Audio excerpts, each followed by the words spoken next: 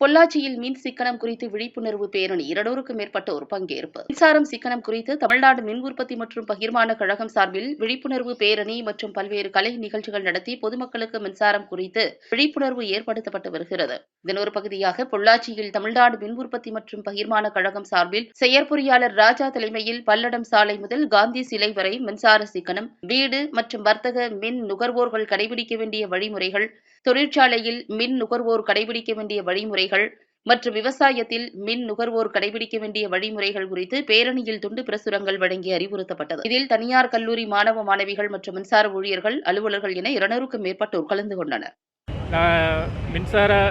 தமிழ்நாடு மின்சார உற்பத்தி மற்றும் பகிர்மான கழகத்தில் டிசம்பர் 14 முதல் டிசம்பர் 20 வரை மின் சிக்கனம் மற்றும் பாதுகாப்பு வாரம் கடைபிடிக்கப்பட்டு வருகிறது. இந்த தருணத்தில் நம்ம பொதுமக்கள்கிட்ட வேண்டுகோள் விடுப்பது என்னென்னா, மின்சாரத்தை சிக்கனமாக செலவழிக்க வேண்டும்.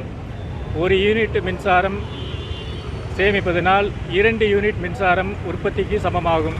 அதனால் பொதுமக்கள் அனைவரையும் நாம் வேண்டுவது என்னவென்றால், இந்த தருணத்தில் மின்சாரத்தை சிக்கனமாக பயன்படுத்த வேண்டும். குண்டு பல்புகளெல்லாம் எடுத்துகிட்டு இப்போ லேட்டஸ்ட்டாக எல்இடி பல்ப்ஸ் எல்லாம் நம்ம பயன்படுத்த சொல்கிறோம். மற்றும் சோலார் மெயின் இது சோலாருக்கு போனீங்கன்னா மின்சாரத்தை சேமிக்கலாம். அனாவசியமாக பயன்படுத்தக்கூடிய பார்த்திங்கன்னா ஃபேன்ஸ், ஆளே இருக்க மாட்டாங்க, அவங்க ஃபேன் ஓடிட்டுருக்கோம். அதேமாரி பார்த்திங்கன்னா டிவி ஓடிட்டுருக்கோம், கம்ப்யூட்டர்ஸ் ஓடிட்டுருக்கோம். ஆள் இல்லாத இடத்துல இருக்கக்கூடிய இதையெல்லாம் அனைத்து மின் சிக்கனத்துக்கு உதவுமாறு பொதுமக்களை கேட்டுக்கொள்கிறேன்.